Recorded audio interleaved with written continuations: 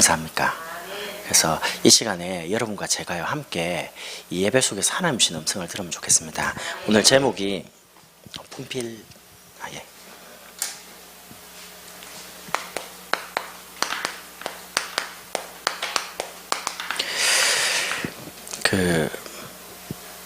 참 제자 제목입니다. 고민을 참 많이 했어요. 하나님이 임마누엘 제자교회 여러분에게 또 저에게 주신 하나님의 말씀이 뭘까? 근데 하나님이 기도한 지 얼마 안 돼가지고 제 마음에 요 제목을 주셨어요. 참 제자. 그 말은 하나님이 임마누엘 제자교회를 이 참 제자의 축복소로 인도하시겠다는 겁니다. 여러분, 목회자에게 하나님 음성을 줄 때는요, 하나님이 성도를 축복하기 위해서 줍니다. 그럼 저는 오늘 여러분에게 요 세 가지 말씀을 드리고 가려고 합니다. 참 제자는 어떤 제자냐? 제일 먼저 개인화된 제자를 말해요. 그럼 개인화란 말이 뭡니까? 이 개인화라는 부분이 뭘로 개인화되냐? 그리스도로 개인화된 제자예요. 다른 말로 참 제자의 첫 번째 부분은 그리스도의 제자입니다. 여러분이 끊임없이 복음의 말씀으로 우리 각인이 치유돼야 돼요. 여러분, 우리가 왜 말씀을 계속 하냐? 여러분이 만약에 일주일만 복음 안 들으면요, 우리 생각, 우리 마음, 우리 체질이 어디로 가냐? 과거로 가버립니다. 복음 듣기 이전에 우리의 생각으로. 10월 초에 우리가 추석 명절이 있었잖아요. 엄청 길었죠. 한 9일 쉬니까요, 사람 이상해지더라고요. 저에게는 이제 명절 당일날 되면 오후 예배 이제 없어요. 성도들이 다 고향 가니까. 한 3년 전까지만 해도 성도들 다 간 다음에도 교육자들은 많이 있기 때문에 예배 드렸거든요. 그러니까 교육자들만 예배 드려요. 목사님이 교육자들도 고향 가야 안 됩니까? 그래서 목사님께서 그러지 말고 우리가 다 명절인데 가자 이렇게 해가지고 없앴어요. 그러니까 저 같은 경우 이제 일요일날 주일날 이제 가야 되는데 일요일 얼마나 길 막힙니까? 저 고향이 부산이거든요. 그래서 이제 화요일 좀 가야겠다 싶어가지고 이제 주일하고 월요일은 이제 시간 남잖아요. 그러면 보통 때 같으면 오전 예배 마치고 점심 먹고 오후에 이제 예배 드리는데 일단 점심도 없어요. 명절이니까. 그럼 집에 갔죠. 집에서 밥 먹고 할 게 뭐 있습니까? 너무 피곤하더라고. 그래서 베개를 하나 딱 대고요. 딱 누워 있는데 얼마나 편한지 모르겠어요. 왜 편하냐? 예배를 안 드리잖아요. 목사가. 내가 예배 안 드리는 게 그렇게 즐거운 거예요. 그러면 안 되는데. 집에 있으니까 TV 있잖아요. 리모컨 갖고 TV 돌리다가 했는데 속으로 예배 안 드리니까 이래 기쁘나 이상하게. 그러고 일주일 살았습니다. 고향에 이제 화요일 내려가니까 수요 예배를 여기 못 오잖아요. 그렇다고 아무 교회나 갈 수 있는 것도 아니고. 또 수요 예배를 안 드렸네. 처갓집에 있으니까요. 얼마나 좋습니까? 시간 아주 너무너무 안 가요, 시간이. 그렇게 길고. 그러고 금요 기도회 전에 이제 올라왔습니다. 근데요, 육신은 편안하고 좋은 거 먹고요. 쉬고 다 좋았어요. 근데 수요 예배 안 드리고 주일 오후 예배 안 드리고 금요 기도회도 겨우겨우 빠듯하게 왔거든요. 죽을 것 같아요. 영적 상태가 어떻게 되냐면 기도도 안 돼. 명절인데 사모를 할 일이 뭐 있습니까? 명절인데 누구 양육하러 가야지 사모도 하고 이래지. 처갓집에 가니까 사모는 생각이 안 나고요. 장모님 맛있는 거 없습니까? 아니, 목사님 제가 이 정도면요, 성도님들은 어떻게 했어요? 그리스도 하루만 안 덜버리면요, 완전히 불신자 상태로 가버립니다. 그래서 여러분, 사단이 각인시켜 놓은 이 함정, 복음 아니고는 못 빠져나옵니다. 그 함정이 뭡니까? 기준이 납니다. 이 선악을 알게 하는 나무를 먹으면 네가 하나님처럼 되리라. 사람이 하나님 될 수 있습니까? 없잖아요. 기준이 납니다.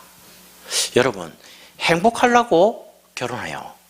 나를 행복해 줄 남자. 그러니까 배우자의 선택이 내가 행복하기 위해서 택했다니까요. 근데 살다 보니까 며칠 안 지나니까 행복이 싹 눈꺼풀이 벗겨지죠. 뭐 안 좋은 것만 계속 보이잖아요. 아니 행복하려고 그러는데 왜 나를 안 도와주지? 이래 되잖아요. 그래 또 아이를 낳았습니다. 이 또 말을 잘 들어주면 좋은데 말 안 듣거든요. 여러분 마음대로 되는 게 내가 이 짜장면 먹어야겠다, 이 밥 먹어야겠다, 그거 말고는 아무것도 되는 게 없습니다. 아내도 내 마음대로 되는 게 아니고요. 아이도 내 마음대로 안 됩니다. 진짜 그리스도 말고는요, 진짜 바라볼 게 없어요, 여러분. 그 기준이 납니다. 내 말 잘 듣는 아이는 좋은 아이입니다. 내 말 안 듣는 아이는요, 때려 죽이고 싶은 아이입니다. 왜냐? 기준이 났거든요. 나만 그렇습니까? 세상 살아가는데 이게 있어야 돼요. 여기 부모님 계시잖아요. 자녀한테 정말 그래 하지 마세요. 뭐냐면 1등 해라, 그 말 하지 마세요. 왜 그러냐? 제가 있는 지역에 많은 아이들이 1년에 공부 잘하는 애들이요, 자살합니다. 너무 안타까워요, 솔직히. 공부를 1등, 2등 하다가 조금 등수 떨어지면 자살해버립니다. 부모님이 왜 공부하라는지는 알겠어요. 1등 해야지 좋은 대학 갈 거 아닙니까? 좋은 대학 가면 연봉 많은 좋은 직장으로 취업해요.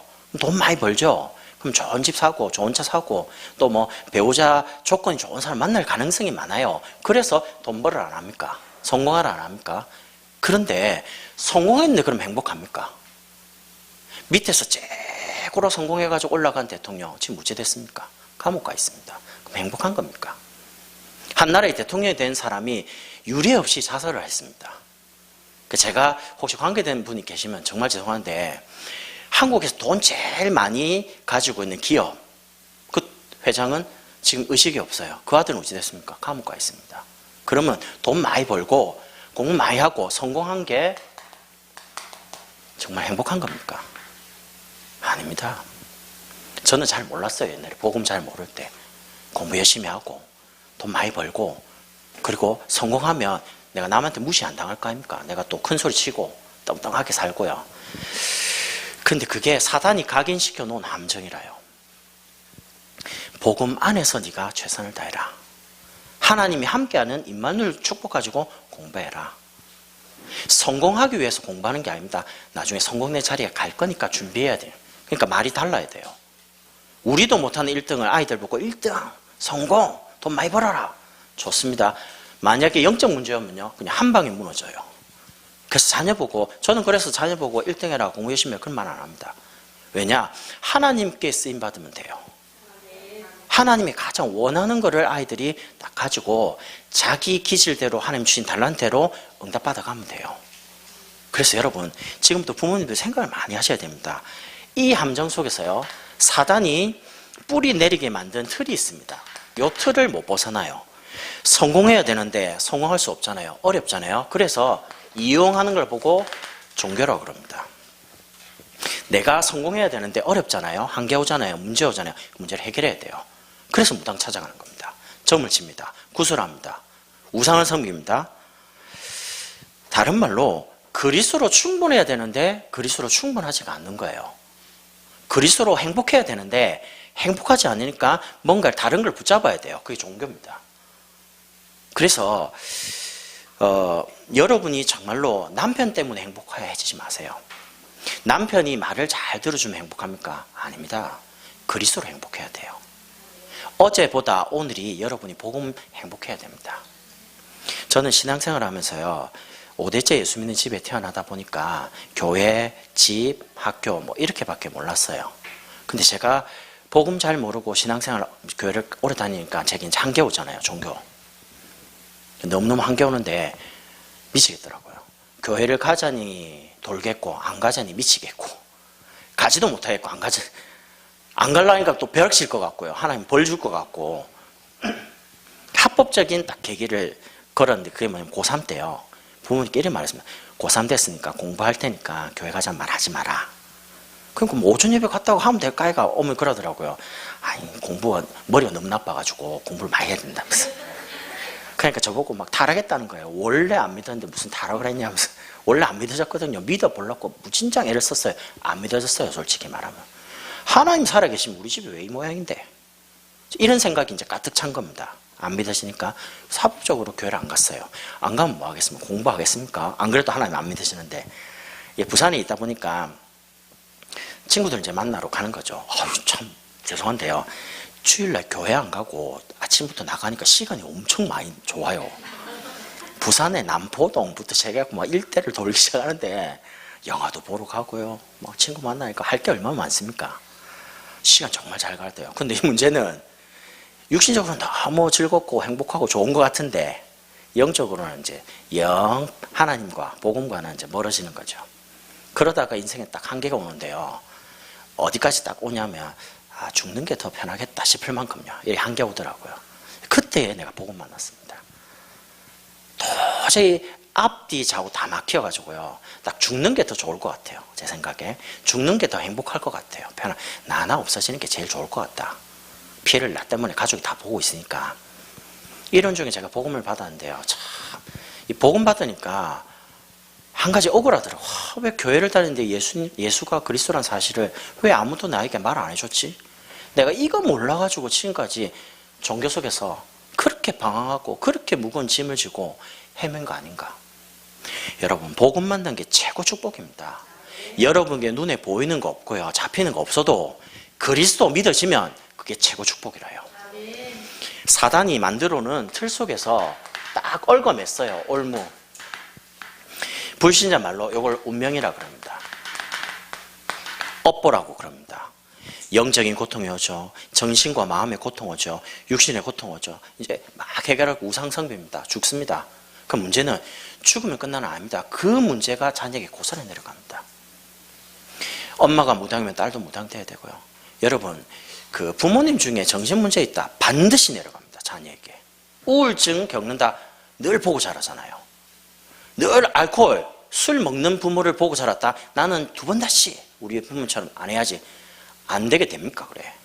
조건이 딱 그 나이가 되고 그 시가 되면 딱 그 문제가 오는데요.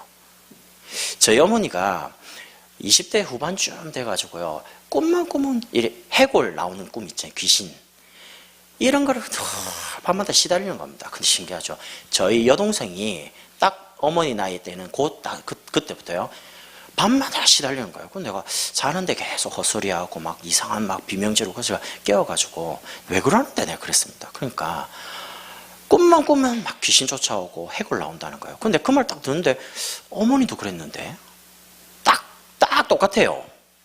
그래서 제가 그때 여동생에게 복음 전하고요. 이 영적 사실 이야기하는데 알아듣는 겁니다. 이래갖고 이제 다락방 들어오고 지금까지 같이 오거든요. 이게 정확합니다. 영적인 부분이. 그 사단이 각인시켜 놓은 이 함정, 틀, 올무를 벗어날 길이 그리스도 말고는 없어요. 큰 코끼리를 조련하는 그 조련사가 코끼리를 어떻게 훈련시키는지 아십니까? 코끼리가 어릴 때 다리에다가요, 쇠고랑을 딱 채우고요. 그거를 나무에 이제 땅에 딱 박아서 이렇게 연결해 놓습니다. 그럼 어린 코끼리가 이제 돌아다닙니다. 다니다가 묶여 있잖아요. 발을 가지고 툭툭 이제 떼는 겁니다. 떼가지고 힘이 세가지고 그거를 뽑으면 조련사가 그거보다 더 강한 거를 나무에 이제 해가지고 박는 거예요. 그럼 코끼리가 돌아다니다가 또 툭툭 하겠죠. 근데 이제 안 뽑히는 거예요. 돌아다니다가 탁 걸리는 겁니다. 그때 코끼리 머릿속에 뇌에 뭐가 각인되냐. 저 나무 못 벗어난다. 내가 못 뽑는다. 이렇게 자라가죠. 이제 각인이 되는 거예요. 그러면 코끼리가 덩치가 엄청 커졌어요. 다리 하나만 탁 들면 뽑을 수 있는데 뇌에다가 각인이 어떻게 됐냐면 못 뽑는다고 각인되어 있기 때문에 큰 코끼리가 그냥 이제 길이만큼만 뱅뱅 도는 거예요. 마귀가 각인시켜놓은 함정, 틀, 올무 속에서 정말 복음 아니고는 못 벗어나요. 그래서 끊임없이 복음의 말씀 가지고 새롭게 각인시켜놔야 돼요. 여러분, 순간순간마다 옛날 상처 안 올라옵니까? 안 좋았던 상처 안 올라옵니까? 그래서 날마다 그리스도로 우리가 행복해야 돼요. 날마다 그리스도가 필요해야 돼요. 두 번째는 이 말씀이 내게 뿌리가 내려야 되는데 뿌리 내리는 가장 중요한 부분이 뭐냐면 기도입니다. 여러분, 기도는 문제 해결이 아닙니다. 문제 해결 받으려고 하는 건 종교입니다. 여러분이 기도하기 전에 여러분이 필요한 게 뭔지를 하나님 알고 계세요. 성령은 우리 속에 계시니까. 오래된 이 12가지 문제가 현실 속에서 문제가 오잖아요. 여러분, 예수 믿으면 문제 안 올처럼 생각하죠. 문제 더 많이 옵니다. 아니 무슨 예수 믿는데 왜 이렇게 문제가 많이 오냐 세 가지고 그러더라고요. 예수 믿기 전에 문제가 안 왔대요. 거짓말. 문제 있는데 본인이 그냥 문제 아닌 것처럼 하고 살다가 포장하고 딱 살잖아요. 이러다가 이제 예수 믿고 나니까 문제가 오는데 감당이 안 되는 거예요. 여러분 요셉 보십시오. 어릴 때 어머니가 일찍 돌아가셨어요. 가장 문제. 부모 중에 한 분이 없어도 참 외롭습니다. 이 마음의 외로움 속에서 어머니 얼마나 보고 싶겠어요. 근데 거기다가 형들의 미움받았습니다.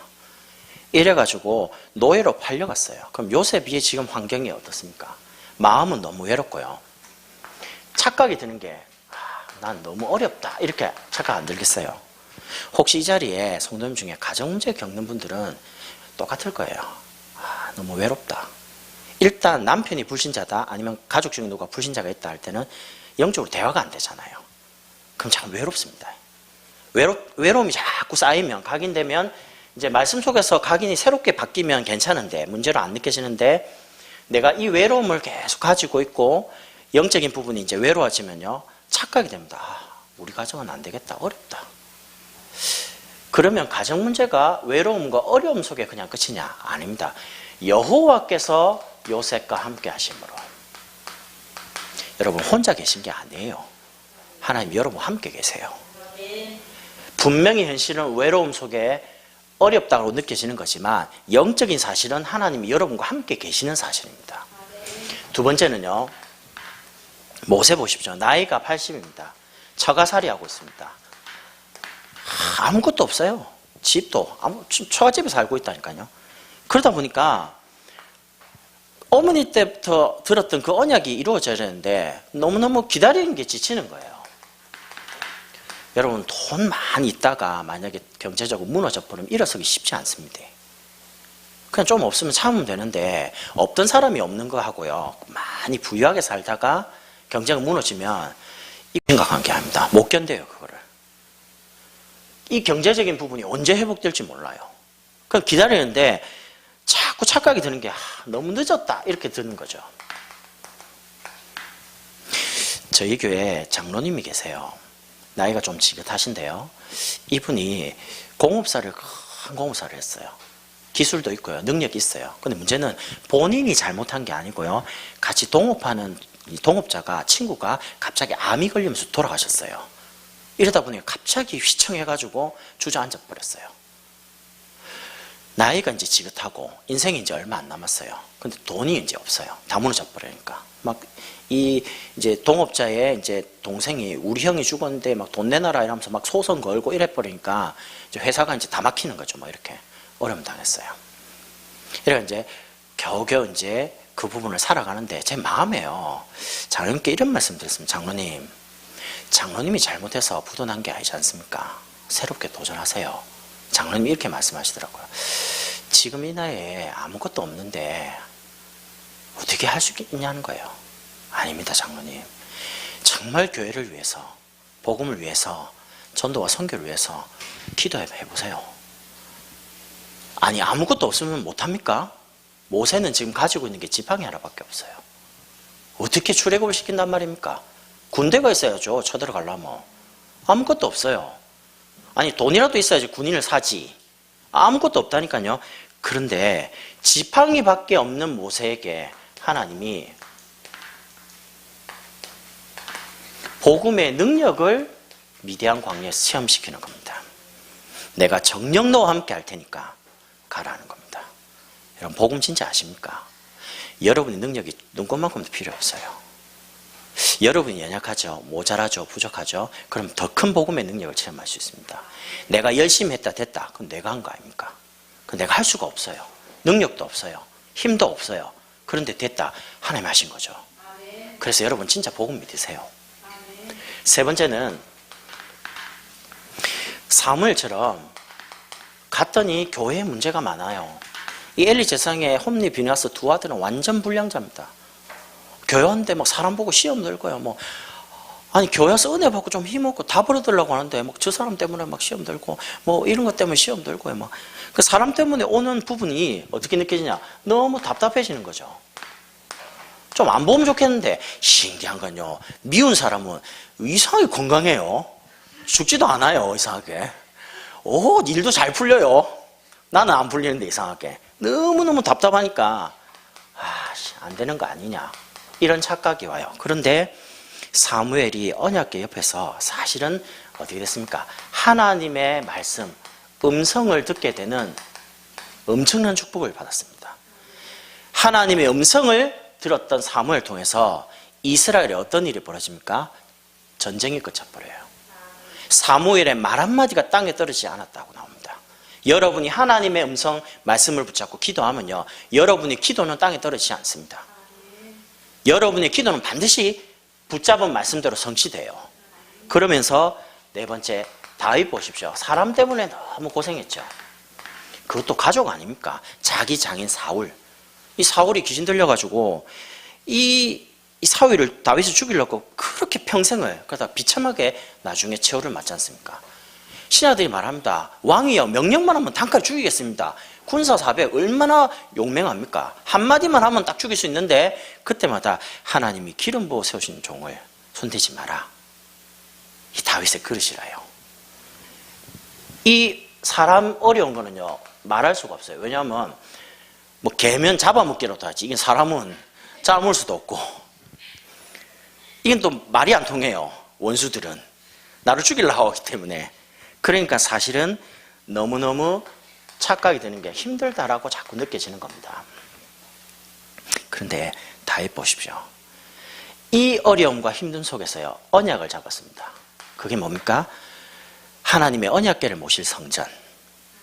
그럼 성전을 왜 짓습니까? 이 성전에서 양의 피를 뿌리고 모든 사람들이 하나님 만나게 되는 겁니다. 이 성전을 완벽하게 준비해놓고 아들 솔로몬에게 짓도록 해놓고 갔어요.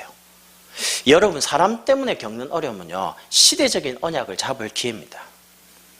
혹시 가족 때문에 아니면 누구 때문에 그게 원망이 되고 핑계가 되면 여러분 죽습니다. 그런데 그게 만약에 언약이 되면 여러분도 살고 그런 사람 살릴 수가 있어요. 그러면서 다섯 번째, 국가적으로 너무 환경적으로 어려움 당했던 엘리야. 이 왕하고 왕비가 저 엘리야 죽이기 전에는 내가 밥 안 먹는다, 잠 안 잔다, 이렇게까지 나왔습니다. 이래가지고 도망갔어요. 엘리야 기도하시죠. 로뎀 나무가에서 기도합니다. 하나님, 난 나밖에 없습니다. 죽고 싶습니다. 그냥 빨리 죽여주십시오. 그 능력 대단한 엘리야가 완전히 환경적으로 다 갇히니까 죽는 것 말고는 소망이 없는 거예요. 이럴 만큼 되니까 엘리야가 굉장히 본인 자신에 대해서 난 아무것도 할 수가 없구나, 연약하게 느껴지는 거죠. 그러다 보니까 착각되는 게 나는 연약한데 세상은 너무 강하게 느껴져요. 우리 렘트들 세상 우습게 보면 안 됩니다. 그렇다고 세상이 너무 그것도 아닙니다. 영적 사실을 바로 봐야 되는데, 이런 어려움과 연약함 속에서 엘리야가 나중에 하나님이 공급하시는 물과 떡을 공급받고 하나님 사는 호렙에 가서 기도하는 중에요, 세미한 음성이 들립니다. 여러분이 안 된다고 포기한 그때 하나님은 시작할 수 있습니다.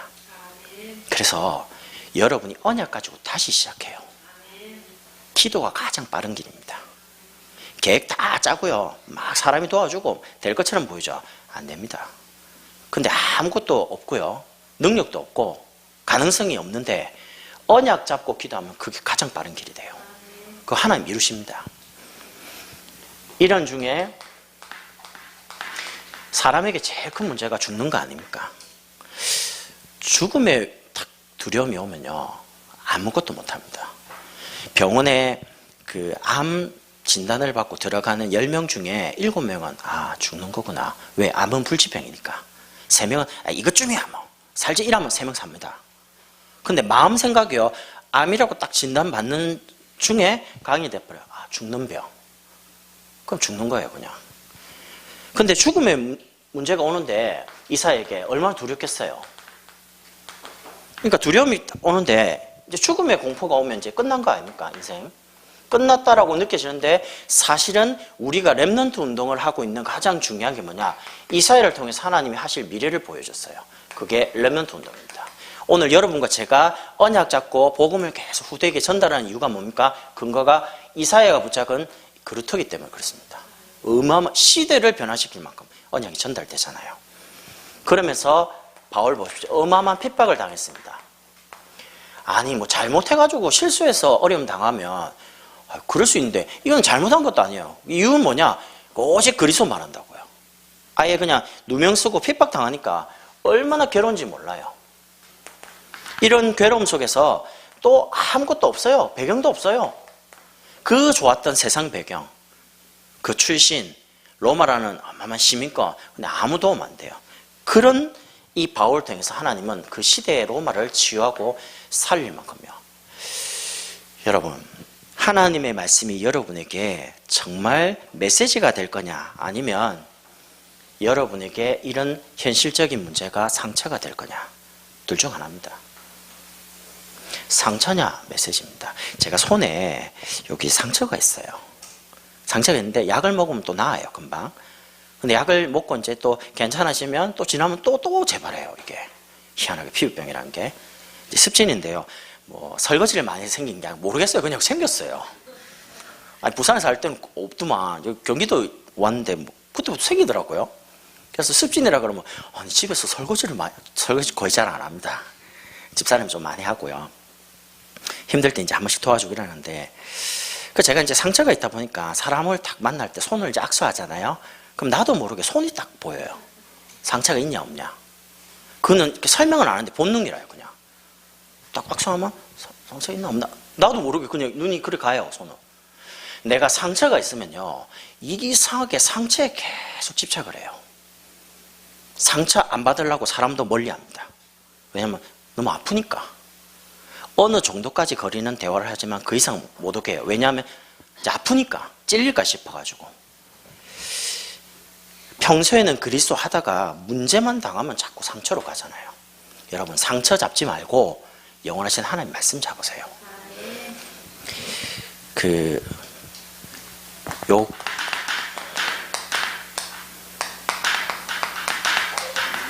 요 문장 보세요. 요 문장인데, 서울하고 경기도 수도권에 있는 분들은 지금 학교 가고 있니? 이렇게 이해를 해요. 여기 혹시 부산이나 경상도 분 있잖아요. 지금 학교에 있니? 그렇게 해석이 됩니다. 아니, 글자는 학교가 한데 해석은 자기 고향이나 자기 상태에 따라 달라요. 아니, 외로움과 기다림과 답답함과 어려움, 이런 문제예요. 근데 레몬트 7명에게는 이런 문제로 안 느껴지고 이 축복으로 느껴졌어요. 이해되시죠? 무슨 말인지. 여러분의 영적 상태가 복음으로 가득 차 있으면, 각인되고 뿌리 내려 있으면 문제는 문제 아니라는 겁니다. 오히려 문제 때문에 더 큰 어마어마한 영적인 축복을 누리게 돼요. 저는 개인적으로요, 인생은 속도가 아니고 방향이라고 생각합니다. 여러분이 조금 천천히 가더라도 복음 속에 있고요, 말씀을 자꾸 아까 우리 권사님 기도한 것처럼 집중 속에 있으면 내 영적 상태가 자꾸 복음으로 바뀌어져요. 어제보다 오늘이 좋아지고요, 오늘보다 내일이 막 기다려지고 기대가 돼요. 저는 정말 복음 듣고 난 다음에, 저는 사실 옛날에 공부하다가요, 공부 안 했습니다. 왜냐, 뭐 나한테 나 같은 사람에게 무슨 미래가 있겠냐, 죽고 싶은 사람한테. 뭐 나한테 영어가 왜 필요해? 죽고 싶은 사람한테 뭔 한자가 필요해요? 나한테 죽고 싶은데. 부모님이 암만 공부하다가 그거 나하고 아무 상관없어요. 근데 지금 이제 세계를 돌아다니거든요. 해외를 나가면 제일 답답한 게 말이에요. 학교 다닐 때 공부를 좀 할걸. 내가 무슨 일본 갈 줄 알았겠습니까? 중국 갈 줄 알았겠습니까? 러시아 갈 줄 알았겠습니까? 내게는 미래가 없었거든요. 미래가 없었기 때문에 아무것도 준비가 안 된 거예요. 그래서 우리 렘트들 하나님이 분명히 세웁니다. 갑니다. 그래서 공부를 잘하려고 하지 말고 준비를 해요. 쓰시니까. 목사님 보고 용기 얻으시고. 응? 내 고등학교 3학년 때 공부 시작했어요. 그럼 대충 알죠? 고3 때 시작해도 된다, 그러니까. 일단 대학은 요즘 많이 지원을 안 하기 때문에 미달이야, 그냥 다. 그러니까 내 맞는 과에 그냥 아무 데나 가면 돼요. 가서 1등 하면 될 거 아닙니까? 가서. 들어가서 조금 공부했더니 탑 되더라고요. 왜냐하면 공부를 원치 안 해요. 뭐 서울대, 연고대 이런 거 말고, 제 말은. 여러분이 어떻게 하시냐. 여러분 이런 말 있지 않습니까? 한 어머니가 친구한테 신세한탄을 하는 거예요. 결혼해서 아들 낳고 너무 좋았는데 아인슈타인처럼 똑똑한 아이 되라고 아인슈타인 우유를 먹였대요. 그 아이가 초등학교 가서 서울대 가라고 서울 우유로 바꿨대요. 자라가는데 보니까 아인슈타인 안 될 것 같아. 중학교 돼가지고 딱 보니까 서울대 안 갈 것 같거든. 그래갖고 연세고로 바뀌었대요. 이래가지고 고등학생이 딱 됐는데 연세대 좀 어려울 것 같거든. 그래서 건국우유로 바꿨답니다. 고3 됐는데 아이고 수도권 대학 일단 포기하고 일단 지방에 있는 대학이라도 가라고 저지방 우유로 바꿨어요. 이렇게 이제 말을 신세한테 막 하니까 친구가 야 그래도 니는 좋네. 우리 아이는 공부는 좀 못해도 좋으니까 제발 좀 매일 학교라도 빠지지 말고 가라고 매일 우유로 바꾼다는 거예요. 여러분 기대를 하지 마세요. 자녀한테 기대를 딱 가지고 있으면요 집착이 됩니다.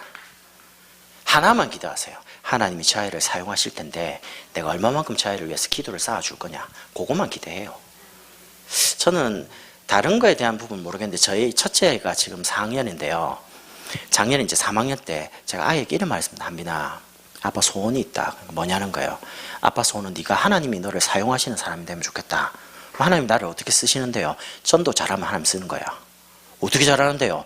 네가 매일마다 자기 전에 복음을 각인시켜. 이래가지고 아내 통해서요 구원의 길 있지 않습니까? 그걸 이제 매일 했어요. 7살 때부터 1학년 보내가 전도하려 했더니 와서 하는 말이 아빠 부끄러워서 말을 한마디도 못하겠다는 겁니다. 괜찮아 아빠 성격이 원래 내 성격인데 네가 내 닮았는가 보다. 괜찮아 2학년 돼가지고 또 전도시키니까 아빠 친구가 안 듣는다는 겁니다. 괜찮아 계속 각인시켜 그냥. 이래가 3학년 딱 됐거든요. 신기한 거 있죠. 아이가 한 7살, 8살, 9살 이렇게 계속 되면서요 3학년 딱 됐는데 제가 이러면 지금부터는 학교 가서 전도할 생각하지 말고 네가 학업 속에서 복음 누려라 기도하고. 이랬더니 짝꿍에게 야 그리스도 아니? 그리스도가 뭔데? 이래 그리스도를 설명하려는데 친구 많잖아요. 야 점심 먹고 저 나무 밑으로 와. 왜? 나 와가지고요 그리스도를 딱 증거하고요. 니는 뭐 불안한 거 없냐? 두려운 거 없냐? 뭐 이러면서 불신자 6한테 하나씩 이렇게 말을 하더니 이 친구 영접하는 거예요. 이래가 32명 중에 17명을 직접 복음 전해서 영접을 했습니다. 깜짝 놀랐어요. 아이도 되구나. 그러더니 아이가 저한테 질문을 했어요. 아빠 친구한테 복음 전하니까 영접은 하는데 그 다음 어떻게 되냐는 거예요. 다락방을 해라. 그러니까 다락방은 뭐냐는 거예요. 많이 들어봤는데 지가 훈련을 안 받았잖아요. 어리니까. 그래? 그럼 이번에 3학년 겨울방학 때 합숙을 가. 초등합숙을 가면 설명해 줄 거야 목사님이. 갔더니 이제 막 언약, 복음, 기도하는 법, 그다음 성경적인 전도 방법, 부재 상대 정리 쫙 해오잖아요. 이래갖고 이제 할렐루야 이제 4학년 들어가서 이제 학교를 뒤집는다. 아직까지 안 뒤집혔습니다. 그런데 제가 감사한 게 있어요. 마음먹은 게 어떻습니까? 저는 그 나이에 전도 생각도 안 하고 살았는데 우리 아이는 그래도 말씀을 잡고 사모를 하고요. 전도하려고 그렇게 본인 영적 상태를 맡고 가요. 나는 야, 저 아이는 됐다. 하나님 쓰겠다 저 아이를. 제가 공부 잘했습니까? 아닙니다. 하나님이 쓰시는 영적 상태를 만들어 가면 되잖아요. 그래서 여러분이 정말입니다. 말씀을 각인시키고 기도를 계속 뿌리 내리면서요. 하나님이 사용하시는 전도 체질을 계속 만들어가는 겁니다. 여러분, 여러분이 전도하기 이전에요. 응답받으면 됩니다. 무슨 응답이냐? 하나님 말씀에 응답받으세요. 요셉은 노예에서 벗어나기를 기도 안 했습니다. 요셉은 감옥에서 나오기를 기도 안 했어요. 왜냐하면 노예와 감옥이 요셉에게는 문제가 안 됐어요. 여호와께서 요셉과 함께 하심으로 정말 임마누엘 누리고 있으면 문제가 문제로 안 느껴져요. 그래서 여러분이 응답받아 버리면 작아지고요. 하나님 능력이 믿어지기 시작하는 거예요. 응답받으면 이게 달라집니다. 이상하게 복음에 갈급한 사람이 딱 만나져요. 여러분이 전도하는 사람을 찾으러 다니는 게 빠르겠습니까? 하나님이 붙이는 게 빠르겠습니까? 저는 하나님이 붙이는 게 빠르다고 생각해요. 그러니까 여러분이 응답받는 사람에게는 응답 없는 사람이 만나지게 된다니까요. 여러분 답을 가지고 있는데 자석이 철을 쫓아갑니까? 자석이 있으면 철이 붙습니까? 영적 원리가 똑같아요. 힘 가지고 답 가지고 있으면 답 없는 사람이 붙는 겁니다. 전도는 하나님이 만나게 하시는 만남을 통해서 다 이뤄요. 그럼 응답받으면 당연히 증거오잖아요. 이걸 말하는 걸 보고 전도라 그래요. 나와 함께 계시는 그리스도, 내 인생의 해답 대신 임마누엘 되시는 그리스도를 말해주는 겁니다. 저 사람에게. 언제요? 문제와 사건 올 때. 여러분, 저는 개인적으로 교회 성도들, 이제 뭐 불신 가족들 전도할 때요, 항상 빠짐없이 문제 생길 때 남편들이 복음 다 받더라고요. 사건 생겨가지고 병원에 입원했을 때가 복음 전할 가장 좋은 기회였습니다. 이 문제와 사건이 전도의 엄청난 기회입니다. 문입니다. 내 영적 상태가 복음 누리고 있으면 기회로 보이는 거예요. 근데 내 영적 상태가 이 상처 속에 있으면 기회로 안 보이고, 큰일 났다, 두려운 거예요. 여러분이 과연 이런 상처 속에 있으면 우리 가정과 직장과 지역에서 정말 편안하게 행복하게 전도할 수 있겠습니까? 저는 예전에 다락방 이제 훈련을 받으면서요, 전도하고 싶어야지 라고 하는데요, 전도가 굉장히 부담되더라고요. 전도를 집착을 해가지고 전도 안 하면 안 돼, 축복받으려고. 전도 잘하면 목사님 인정해 줄 거 아닙니까? 저 이준수 목사는 전도 잘하네. 하나님께 인정받는 게 아니고 사람한테 인정받고 싶어가지고. 그 몇 명을 교회 등록시키면, 야, 성도들 볼 때 저 목사님 참 전도 잘한다. 그럼 저한테 잘해줄 거 아닙니까? 완전히 복음하고는 상관없는 거예요, 내가. 어느 날 복음 깨닫고 보니까요, 내가 행복해지더라고요. 내가 편해졌어요. 내가 그냥 좋더라고요. 근데 그때부터 가정이 행복해지더라고요. 결혼하면서요, 거의 1년 동안 10년치 싸울 거를 다 싸워버렸어요. 찌먹고 매일요. 얼마나 열받았는지. 막 금요기도회 전인데요, 막 한판 붙었어요. 근데 집사람은 금요기도회 가더라고요. 나는 에이씨, 기도 가기 싫어, 안 가버렸어요. 그 목사님 전화 왔더니 니 어디냐는 거예요. 예, 제가 좀 어디 좀 말 못하는 게 전도사인데 안 보이니까 늘 사람에 걸리고요, 뭐 환경에 걸리고, 뭐 아내한테 걸리고, 뭐 아이한테 걸리고, 진짜 힘들더만요. 복음을 계속 깨달아가면 갈수록요, 일단 내가 좋아졌어요. 그러니까 내가 좋아하니까 아내의 단점이 보이는 게 아니고 아내 좋은 점이 보이더라고요. 그 요즘 보니까, 야, 이뻐요. 진짜요. 아내한테 저렇게 좋은 점이 있었구나. 막 생기 발랄하고요. 막 전도하려고 그러고, 막 아이들 후대 교육하고, 막 자기 나름대로 어쨌든 막 이렇게 행복하게 살아요. 그리고 문제는 내가 문제였어요. 아내 문제도 아니었고 아이 문제도 아니었습니다. 내가 복음으로 행복하지 않은 거예요. 참 제자가 어떤 제자냐? 개인화된 제자. 어떤 개인화요? 말씀과 기도와 전도, 사모는 아닙니까? 요 세 가지로 개인화된데 기준이 그리스도입니다. 여러분이 그리스도로 행복해지기를 바랍니다. 저는 성도한테 이런 말 하거든요. 저는 성도님이 복음 때문에 행복해지면 좋겠습니다. 우리 교회 온 게 너무 정말 즐겁고, 올 곳을 왔다. 제가 여기 딱 왔는데 내 집에 온 것 같아요. 오예배 지금 다른 데서 드리고 있잖아요. 그럼 나는 오예배를 못 드리잖아요. 설교로 왔으니까. 근데 그어서 드리나 이어서 드리나 성령은 한 분이에요. 근데 참 편해요. 목사님 원래 아는 분이고, 사모님 얼마나 미인이십니까? 또 사역 잘 하시죠. 제가 왔어요. 오기 전에 유튜브 다 뒤졌거든요. 뭐 도대체 지금까지 무슨 메시지를 했나. 어제 밤에요. 막 눌러봤어요. 사모님 한 20몇 분 뭐 설교를 많이 하시더라고요. 야, 참 사역을 잘 하시는구나, 목사님. 여러분이 정말입니다. 참 제자. 어떤 사람이 참 제냐? 그리스도로 각인된 제자. 그리스도께 뿌리 내린 제자. 그리스도로 체질된 제자. 이 개인화된 제자가 두 번째는 이제 교회화되는 겁니다. 여러분, 그리스도의 제자 우리가 많이 들어봤지 않습니까? 그리스도를 만나고 인생의 해답을 얻었네. 문제는요, 그리스도 눈에 안 보이십니다. 그럼 그리스도의 제자가 무슨 제자냐? 저는 감히 여러분에게 말을 해드리고 싶습니다.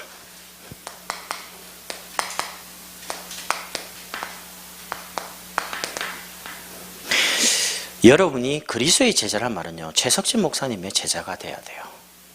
혹시 전도합숙 받아보신 분 있으십니까? 본부에 전도합숙 가시면 이병문 목사님이 제일 첫 강의 때 이 말을 딱 합니다. 항상 뭐만 하냐, 그리스도의 제자 이야기하면서요, 여러분 담임 목사님의 제자입니까? 라고 물어봐요. 나 거기에 저는 아멘 했습니다. 왜냐면 저는 유치원 목사님 제자가 맞습니다. 저는 유광수 목사님 제자가 맞습니다. 교회화라는 것은 교회 예배 안 빠지고 오는 게 교회화가 아닙니다. 뭐가 교회화냐? 강단을 통해 주시는 말씀이 내 제목이 되는 걸 말해요. 여러분, 최석신 목사님의 소원이 뭘까요? 그 소원하고 여러분 인생하고 맞아지는 걸 보고 교회화라고 그래요. 내가 아무리 열심히 주를 위해 전도 많이 해도 교회화가 안 되면요, 제자는 내 곁에 안 붙습니다. 제가 그랬습니다. 제가 대학 청년부를 오산에 와서 맡았는데요, 전도가 잘 되더라고요. 한 주에 다락방을 30군데 뛰었습니다. 죽는 줄 알았습니다. 막 아무 생각이 안 나요. 막 뛰어다니는데. 그 문제는요, 제가 이 단어를 모르는 거예요.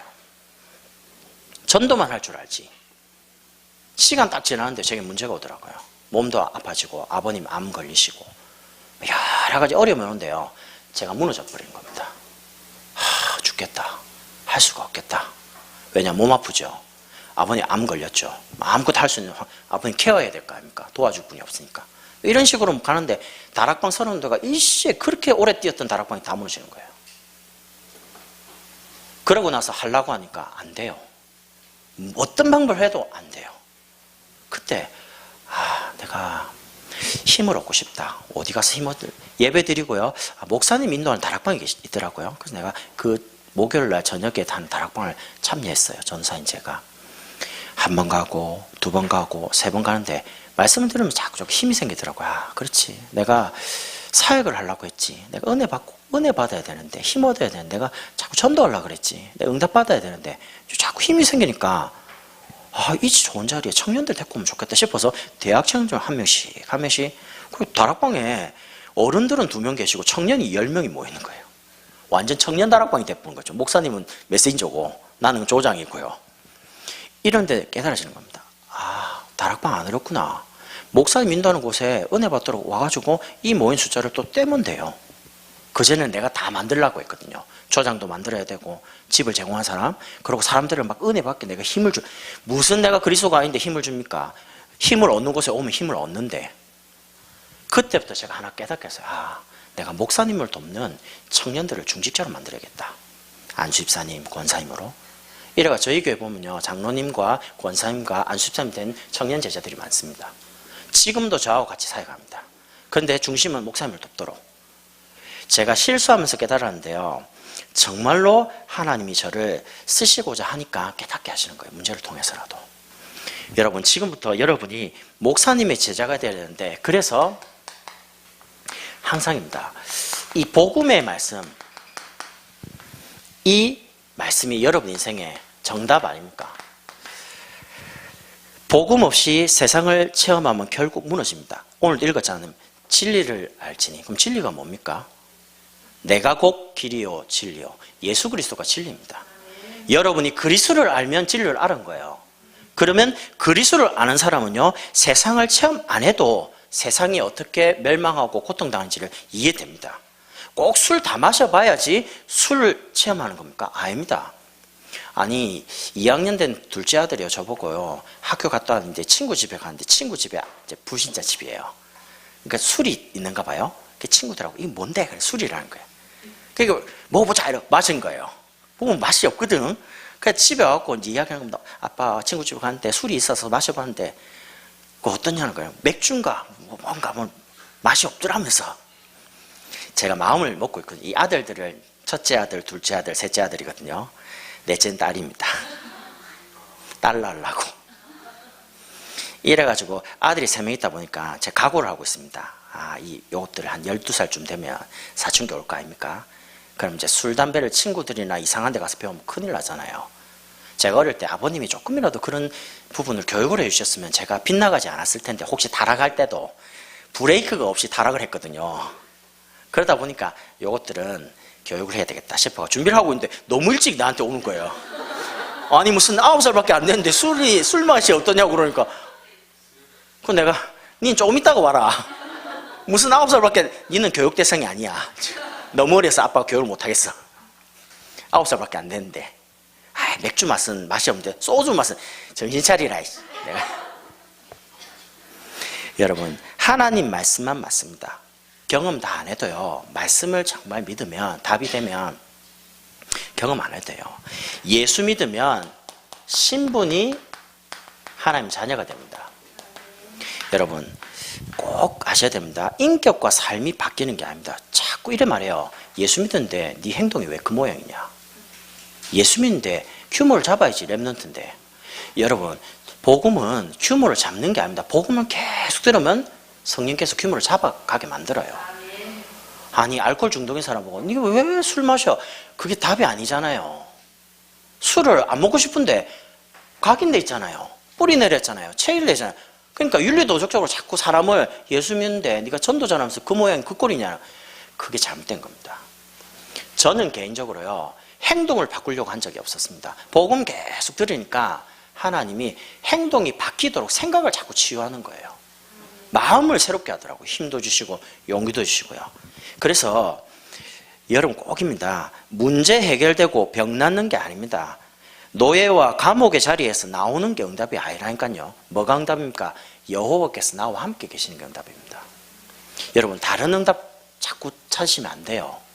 여러분이 복음 말고 임마누엘 말고 하나님이 여러분과 함께 계신 구원의 축복 말고 다른 거를 자꾸 붙잡으면 여러분이 그 붙잡은 것 때문에 내려놓게 돼요. 자꾸.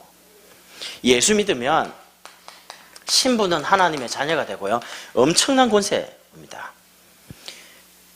여러분이 여러분 속에 잘못된 영적인 12가지 오래된 문제요. 싸우는 겁니다. 예수 이름 가지고. 예수 믿으면 우리 속에 엄청난 직분의 축복을 주셨어요. 베드로전서 2장 9절 너희는 왕같은 족속의 거룩한 나라요.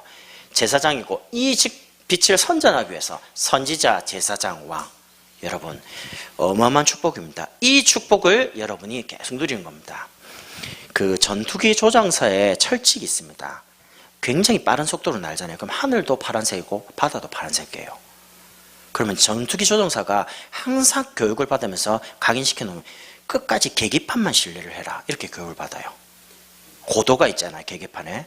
만약에 눈으로 보는 시야를 딱 보고 하늘인데? 라고 보는 순간 추락합니다. 여러분이 모든 걸 다 경험하고 체험하는 게 아닙니다. 복음 딱 하나 붙잡고 요게 정답입니다. 하나님 말씀만 맞아요. 그것만 끝까지 신뢰하고 따라가는 겁니다. 다른 거 신뢰하는 순간 또 무너져요. 사단이 각인시켜 놓은 함정틀 올무 때문에 또 갇혀요. 계속 힘들어져요. 저는 예수 믿는데 왜 이렇게 힘들지? 라고 말하는 사람 너무 많이 만나봤어요. 근데 저는 말해주고 싶습니다. 예수 믿는 게 굉장히 쉽습니다. 내 힘으로 안 하면 돼요. 여러분 열심히 하지 마세요. 뭐 때문에 열심히 합니까? 힘들게. 복음 누리라니까요. 이런 말이죠. 나는 복음이 잘 안 누려요. 하나님 말씀을 계속 들어요. 믿음은 들음에서 나고 들음은 그리스도의 말씀으로 말미암습니다. 힘 없는 분은 힘내지 말고 힘 얻는 예배 자리로 와서 힘 계속 공급받으라니까요. 기도 안 되는 사람은 기도하지 말고 말씀을 많이 들으라니까요. 최석진 목사님 주일 강단 말씀을 일주일 360을 계속 들어요. 계속.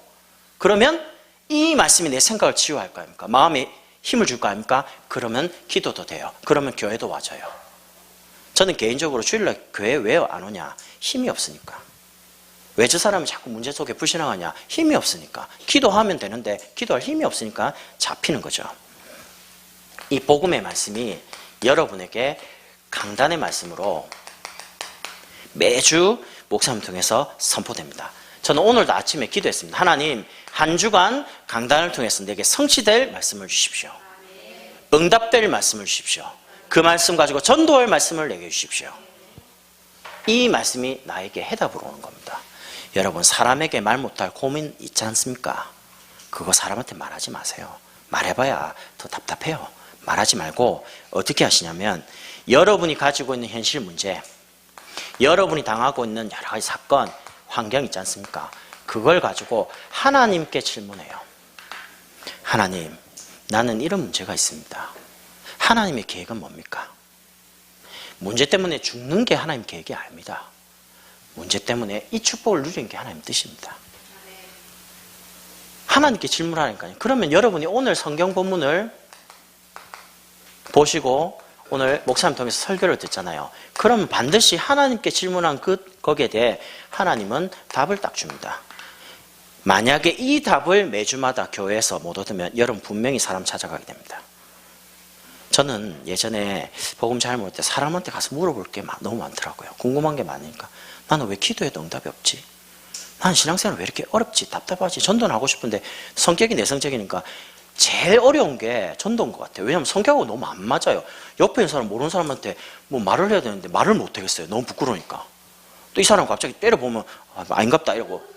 그러니까 오죽했으면 옛날에 그렇게 기도했대요. 하나님 제자가 있다 그러는데 요 이마에 제자라고 좀 적어놓으면 안 됩니까? 제자네.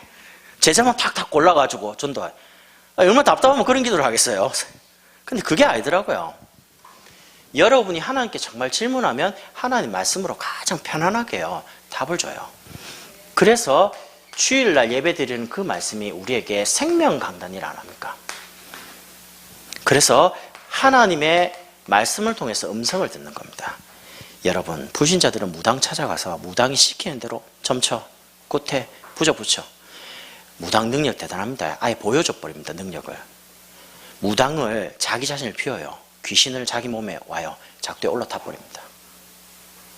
여러분 TV에 나왔지 않습니까? 작두에 그 스카프 같은 이런 것들을 그냥 살 내리면 반으로 싹 잘립니다. 그 정도로 날카로워요. 그럼 그 날카로운 데를 계속 부엌하고 장구 치면서 자기를 완전히 비워요. 비워놓고 귀신을 쫙 몸에 넣고 올라가요. 그럼 발이 안 다쳐요. 그냥 올라가는 것도 끔찍한데 그거 뛰잖아요. 잡고. 그거는 자기 힘으로 그렇게 되는 게 아닙니다. 귀신 충만해서 그런 겁니다. 여러분이 만약 그리스도로 충만해버리면 어떻게 되겠습니까? 여러분 인생은 끝인 거예요. 하나님이 여러분 인생을 책임지시고 인도하시고 역사하는 인생이 되는 겁니다. 이 강단의 말씀 속에서 나의 말씀, 이제 드디어 말씀 통해서 응답받는 겁니다. 저는 그 응답 중에 응답이 뭐냐? 하나님 제게 깨닫게 한겠습니다. 돈이 없다가 돈 생기는 거, 아프다가 낫는 거, 그거 아닙니다. 뭐가 응답이냐? 말씀이 깨달아지는 게 응답이었어요. 기도했는데 문제가 해결되더라고요. 근데 또 다른 문제가 와요. 또 해결했어요? 또 다른 문제가 와요. 제가 오죽했으면 하나님께 이렇게만, 하나님 왜 전도하는데 이렇게 문제가 많습니까? 아니 좀 편안하게 해주면 내가 참 행복하게 전도할 건데 왜 이렇게 가정에 문제가 많고 환란이 많고 시험이 많고 왜 스데본은 왜 죽고 그 성령 충만한 스데본을 왜 죽여요? 나도 뭐 더 전도 잘할 건데 난 좀 이해가 안 갔다는 거예요. 근데 하나님이 제 마음속에 말씀으로 답을 주신 게 뭐냐? 봐봐라, 저 무덤가에 가봐. 다 죽었잖아. 죽은 사람에게는 문제가 없어. 살아있으니까 문제가 있는 거야. 살아있으니까 밥도 먹어야 되고, 살아있으니까 잠도 자야 되고, 살아있으니까 인간관계에 문제도 오고 다 와요. 근데 이 문제는 우리를 망하게 하려고 주시는 게 아니고 우리를 전도자로 세워가기 위해서, 말씀을 우리 속에 뿌리내리게 하기 위해서 하나님이 우리를 만들어가는 과정이에요. 그래서 여러분이 진짜입니다. 말씀으로 응답받아야 돼요. 그러면 이번 주에 목사님을 통해서 진짜 아론의 쌍난 지팡이, 말씀 속에서 뭔가가 내게 깨달아져, 그게 한 주간 살릴 응답이에요. 이 말씀을 가지고 여러분이 직분이 뭡니까? 그 직분에 따라 말씀이 달라야 돼요. 목사님과 장로님과 일반 성도님이 붙잡을 직분 따라 말씀이 달라야 돼요. 두 번째는 여러분이 하고 계시는 직업과 여러분의 나이 따라 달라야 돼요. 렘넌트들이 붙잡아야 될 말씀이 달라야 돼요. 똑같은 설교를 듣지만. 세 번째는 여러분이 살고 계신 현장, 특별히 이제 지역에 살죠. 그러면 여러분이 살고 계신 부분의 말씀이 달라야 돼요. 다르게 붙잡아야 돼요. 똑같을 수가 없죠. 그래서 여러분 사람 말 문제 상처 잡지 말고 정말 말씀 잡으세요. 세 번째는 참 제자는 어떤 제자냐? 개인화된 제자, 그리스로 각인 뿌리 체질된 사람. 이분이 교회 속에 이제 목사님의 제자가 됩니다. 말씀으로 정답과 해답과 응답 가지고요. 이 사람이 이제 현장화되는 겁니다. 우리 렘트들은 학교, 우리 중요한 산업하는 사람은 직장 현장과 사업터, 그게 현장이 돼요.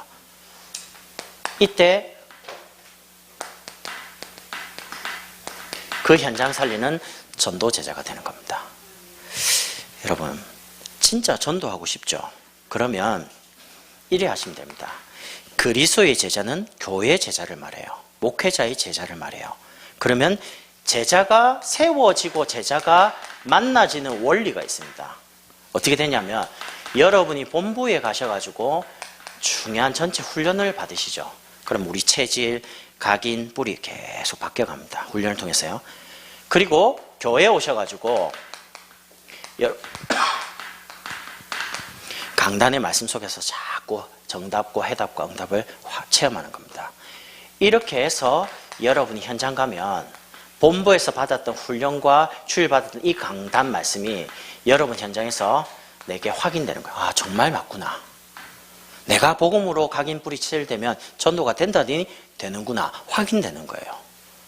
근데 지금까지 가만보면요, 본부에서 훈련받은 분들이 막 충격받아가지고 예수는 그리스도 모든 문제 해결자 맞죠?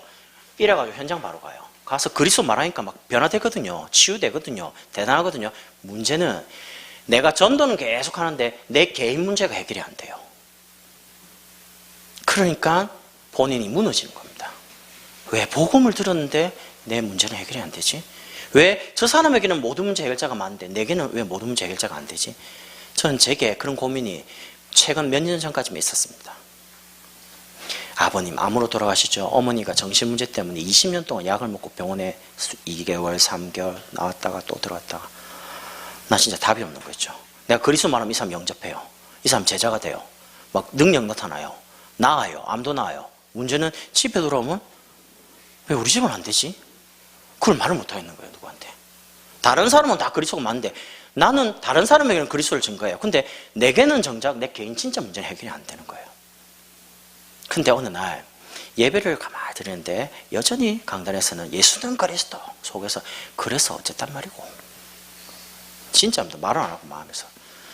근데 목사님이 똑같은 말을 매주 하시는데요, 다르게 들렸어요. 내 문제가 해결이 안 돼도 그리스도는 그리스도 아니냐.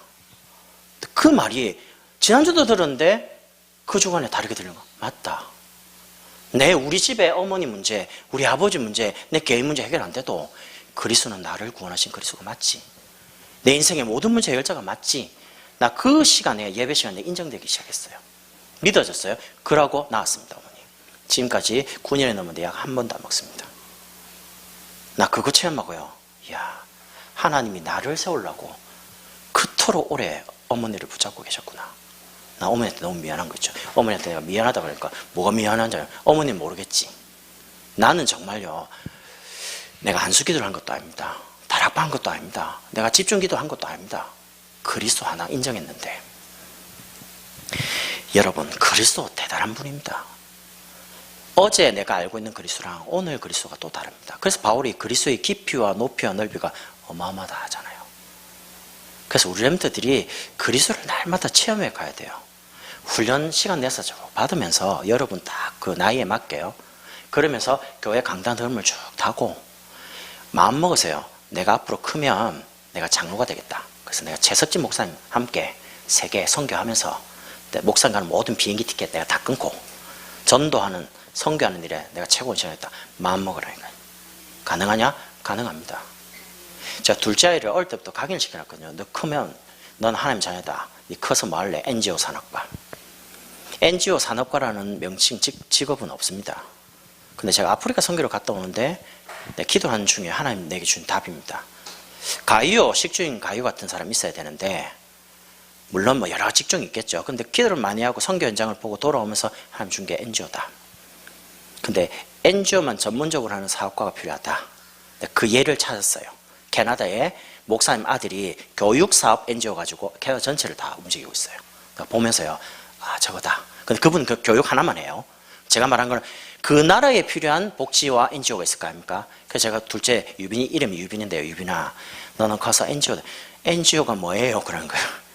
몰라. 아빠 설명 못 하겠어 지금. 그냥 NGO야. 어릴 때부터요. 근데 지금은 니 커서 뭐 할래? NGO 산업가. 돈 벌어서 뭐 할 건데 우리 목사님과 많은 전도하는 사람 다 도와준다는 겁니다. 그 저보고 그래요. 아빠 조금만 참으라는 거야. 언제까지 참아야 될지 모르겠네. 이제 9살이거든요. 속으로 한 20년 참아야 되겠는데. 유빈아 좀 빨리 크라. 좀 헌금도 막 한 100억씩 해프고 그냥 11조 좀. 렘넌트가 진짜 미래의 소망이에요.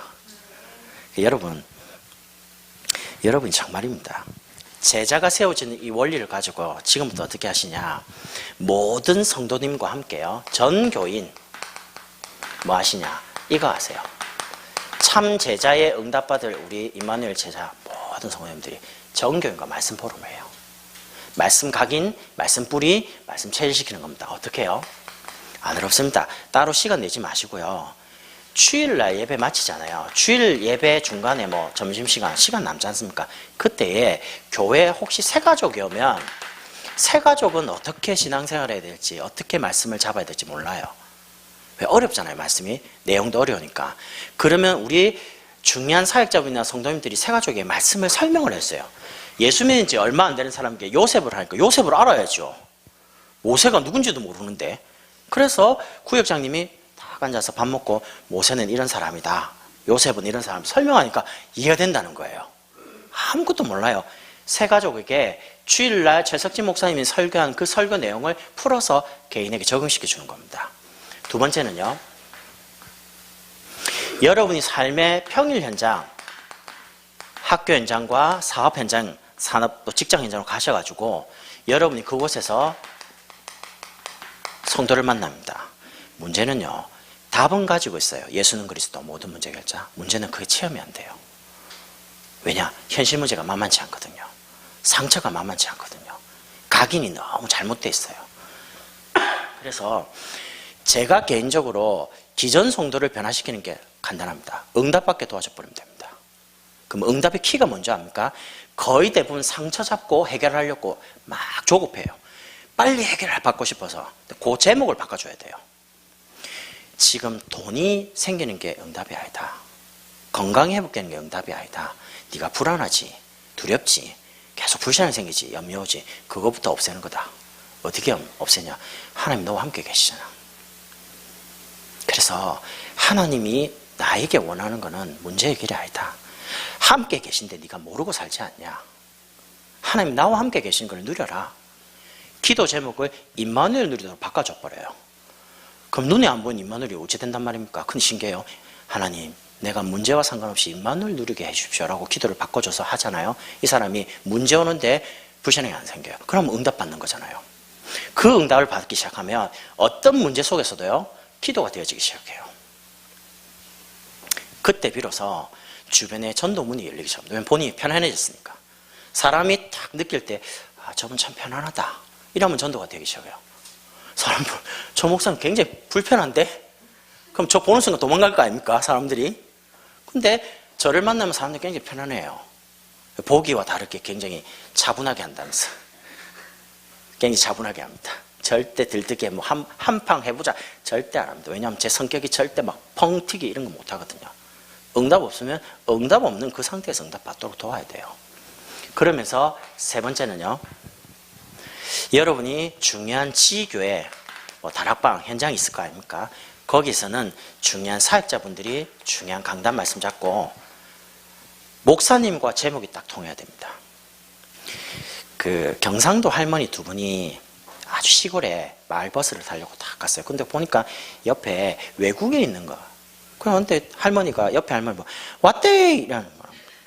그랬더니 옆에 외국인이 왔대, 오늘 월요일인데 먼데이 이러는 겁니다. 그랬더니 옆에 있는 할머니가 먼데이라고 그러, 버스데이 이런 거. 그랬더니 버스데이? 해피 버스데이 이런 말한 거예요. 문제는 할머니하고 외국인이 통했어요. 대화가요. 근데 진짜 내용이 통한 겁니까? 한 개도 안 통해요. 한국말로 다 통한 건데, 여러분이 하나님과 응답받으려면 하나님과 통해야 되는데 하나님과 가장 빨리 통하는 길이 말씀이에요. 그것도 강단 말씀. 그러면 그 강단 속에 오는 그 말씀을 중요한 다락방이나 지휘교 현장 가서 성도들에게 전달해야 될 거 아닙니까? 성도들은 쇼킹한 메시지 필요 없습니다. 이번 주 말씀이 필요해요. 문제가 오는데 주일날 듣던 설교 제목이 생각이 안 난다니까요. 글쎄, 목사님 뭐라 했지? 생각이 안 나요. 내용이. 누군가가 가가지고 목사님 제목이 설교가 있지 않냐, 우리가 한 주간에 고민이 있을 줄 알고 하나님 미리 말씀 주지 않았냐, 그걸 풀어서 설명해 주면 붙잡을 거 아닙니까? 그럼 응답받아요. 이렇게 하시면서 세 번째는 그 제자 중심으로 전도할 수 있는 조직을 계속 만들어 가는 겁니다. 여러분 아시죠? 성도가 있는 그 지역의 구역에서는 눈에 안 보이는 영적인 흑암을 꺾는 조직입니다. 모여가지고 기존 성도들 아닙니까? 돌아가면서 신방도 하고 교제도 하고 밥도 먹고 위로도 하고 기도도 해주고요. 두 번째는 지교회나 중요한 다락방은 하나님의 나라가 임하는 곳입니다. 그럼 전도할 사람들은 뭐예요? 다락방에 100명이 모여야 됩니까? 10명이 모여야 됩니까? 기준이 숫자가 아닙니다. 한 사람이라도 정말 언약 잡은 사람이 있으면 하나님 그곳에 하나님 나라에 임하게 합니다. 우린 자꾸 많이 모으려고 하잖아요.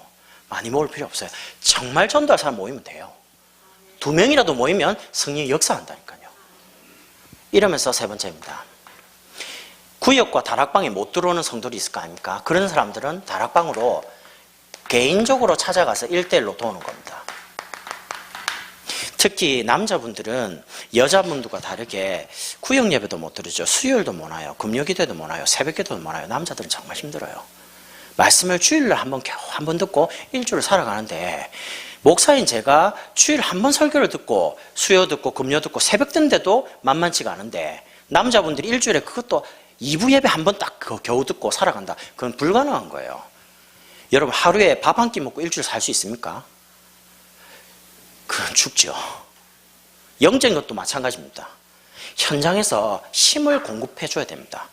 그래서 중요한 사역자들이 일어나서 찾아가서요, 말씀도 전달하고 말씀 가지고 제목도 주고요, 응답받도록 미션도 찾고 이래서 응답받게 하는 거죠. 여러분, 참 제자가 어떤 제자입니까? 그리스도의 제자입니다. 개인화된. 참 제자가 어떤 제자입니까? 개인화된 사람은 교회화되어야 됩니다. 목사님의 제자를 말해요. 참 제자는 이제 교회화뿐만 아니고 현장 가서 전도하는 제자를 참 제자라 해요. 여러분, 임마누엘 제자교회 모든 성도님들이 그리스도의 제자로, 교회의 제자, 목사님의 제자로, 현장 살릴 전도 제자로 응답받길 바랍니다. 기도하겠습니다. 하나님 감사합니다. 귀한 주신 말씀대로 우리 귀한 교회를 축복하시고 특별히 우리 모든 성도들을 축복하시기를 기도합니다. 우리 최석진 목사님 사역과 현장 속에 로마서 16장의 인물들이 일어나도록 도우시고 기능인, 전문인, 산업인, 경제인 제자를 붙여주셔서 이 시대의 미자립을 해결하게 하시고 다민족과 237개 나라 살리는 응답이 있도록 축복해 주옵소서. 기름 부으신 귀한 장로님과 우리 모든 중자분들과 우리 성도님들에게는 두 손 들어 축복하셔서 한 번뿐 인생에 마음껏 전도하며 선교하며 우리 렘트들을 살릴 수 있도록 축복해 주옵소서. 말씀이 검이 되게 하셔서 한 주간 모든 불신앙을 꺾게 하시고 현장 살릴 그리스도의 제자로, 또 목사님의 제자로, 현장 살릴 전도 제자로 응답 누리도록 일평생 축복해 주옵소서. 살아계신 예수 그리스도 이름으로 감사하며 기도드립니다. 아멘.